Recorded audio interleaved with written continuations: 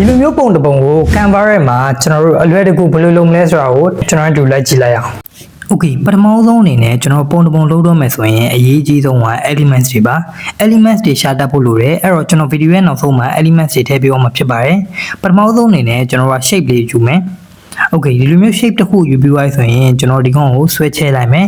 ချဲ့ပြီးသွားဆိုရင်ကျွန်တော်သူ့အယောင်ပြောင်းလိုက်မယ်ပြီးတော့ cinematic လေးနဲ့ဆန်အောင်ကျွန်တော် green လေးထည့်လိုက်မယ် green ထည့်ပြီးသွားဆိုရင်ကျွန်တော်ဒီလိုမျိုး shadow လေးကိုကျွန်တော်အပေါ်ဘက်မှာထည့်မယ်ပြီးသွားဆိုရင်ကျွန်တော် shadow နောက်တစ်ခုယူပြီးတော့အဲ့ဒီ shadow လေးကိုကျွန်တော်အောက်ဘက်မှာထည့်ရမယ်အဲ့လိုမျိုးအောက်ဘက်မှာထည့်လိုက်တဲ့ချိန်သူကနယံပုံစံလေးဖြစ်သွားတာပေါ့နော်ပြောရမယ်ဆိုရင် Okay အခုဆိုရင်တော့ကျွန်တော် shape နောက်တစ်ခုယူပြီးတော့အဲ့ shape လေးကိုကျွန်တော်အပေါ်နဲ့အောက်ကိုဆွဲချဲလိုက်မယ်ချဲ့ပြီးသွားဆိုရင်ကျွန်တော်သူ့ကိုအနီရောင်လေးပြောင်းလိုက်မယ်ကြက်သွေးရောင်ပေါ့နော်ပြောရမယ်ဆိုရင်ကြက်သွေးရောင်ရဲရဲလေးကိုကျွန်တော်ထည့်လိုက်မယ်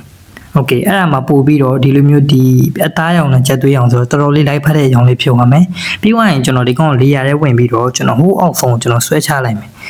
အဲ့ဆိုရင်ဒီကောင်ဒီအရိပ်တွေအနောက်ရောက်သွားဆိုရင်ဒီကောင်ကလည်းနယံလိုမျိုးပုံစံဖြစ်သွားပါတော့ Okay ပြီးရင်တော့ကျွန်တော်ဘီးနားမှာဒီကောင်နည်းနည်းလေးအရိပ်ထပ်ပေါ်အောင်ဆိုပြီးကျွန်တော်အရိပ်လေးထည့်လိုက်မယ်ထည့်ပေါ်အဲ့ဒီရိပ်လေးကျွန်တော်အပေါ်လေးနည်းနည်းတင်လိုက်မယ် Okay ပြီးသွားရင်ကျွန်တော်ဒီမှာ grid dark grid လို့ခေါ်ရပေါ့နော် Okay ဒီ grid လေးကိုကျွန်တော်ဒီမှာသူ့ရဲ့နေရာလေးမှာဒီမှာလလပပလေးထားလိုက်ရဲပြီးသွားရင်ကျွန်တော်ဖက်နှက်လေးထပ်ပြီးတော့ထည့်လိုက်တယ် Okay ကျွန်တော်ဒီ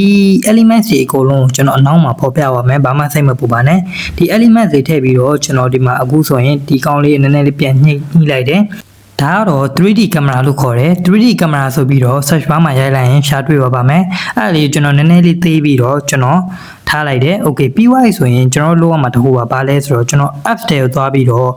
easy reflection ဆိုပြီးရိုက်လိုက်ပါအဲ့ဒီအချိန်ကျရင်ကျွန်တော်ဒီ apps တွေကနေပြီးတော့ဒီ easy reflection ရွေးလိုက်ပါပြီးသွားပြီဆိုရင်ကျွန်တော်လုံးမဲ့ design တစ်ခုကိုကျွန်တော်ဖက်နှက်ကိုလုံးမှာဆိုတော့ဖက်နှက်ကို click ထောက်လိုက်ပါ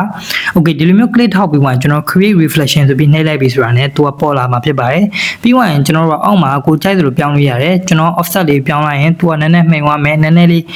ပို့ပြီးတော့မှမြင်သာထင်သာရှိသွားမယ်အဲ့လိုမျိုးလေးလိုက်ပြီး adjust လုပ်လို့ရတယ်ပြီးသွားပြီဆိုရင် add to design နှိပ်လိုက်ပြီဆိုရင်သူကအဲ့ဒီတွေရောက်သွားမှာဖြစ်ပါတယ်ပြီးသွားရင်ကျွန်တော်တို့ထွက်လို့ရပါပြီပြီးသွားရင်ကျွန်တော်ဒီကောင်ကို adjust လုပ်ပေးလိုက်မယ်အပေါ်နဲ့အောက်နဲ့ညီအောင်ကိုကလက်မလေးနဲ့ပဲရွှေ့ပြီးလုပ်ပေးရုံပဲဘာမှမခတ်ပါဘူး Okay ပြီးသွားပြီဆိုရင်ကျွန်တော်ဒီကတော့ကျွန်တော်တိကျမပြတော့ဘူးဘာလို့လဲဆိုတော့ဒီစာရေးတာကတော့အကုန်လုံးလုံးတက်မယ်လို့ထင်လို့ပါ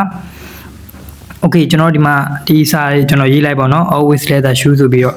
Okay ပြီးသွားအဲ့ဒီစာလေးကိုကျွန်တော်အပေါ်လေးကိုကျွန်တော်တင်လိုက်မယ် Okay အခုလိုရပြီဆိုရင်ကျွန်တော်အပေါ်လေးကိုတင်လိုက်မယ်တင်ပြီးမှအမှကျွန်တော်အမြန်လေးလုပ်ပြလိုက်တယ်ပေါ့နော်ကျွန်တော်လည်းဒီတင်မှာအချိန်ကအရန်ကြာသွားရင်လည်းပြင်းသွားမှာဆိုလို့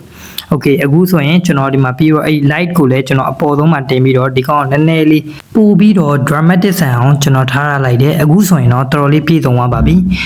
အခုဆိုရင်ဒီအပေါ်များလေးနှိပ်လိုက်နှိပ်ပြီးသွားရင်ကျွန်တော် download ဆိုတဲ့ button ကိုနှိပ်ပြီးသွားရင် PNG ကိုနှိပ်လိုက်ရင် JPEG ဆိုတာတွေ့မယ်အဲ့ဒီ JPEG ကိုရွေးနော် best for sharing အဲ့ JPEG ကိုရွေးပြီးပုံ quality အဆုံးထိတင်ပြီးသွားပြီဆိုရင်ကျွန်တော် download လုပ်လိုက်တာနဲ့ဒီပုံတစ်ပုံထွက်လာပြီဖြစ်ပါတယ်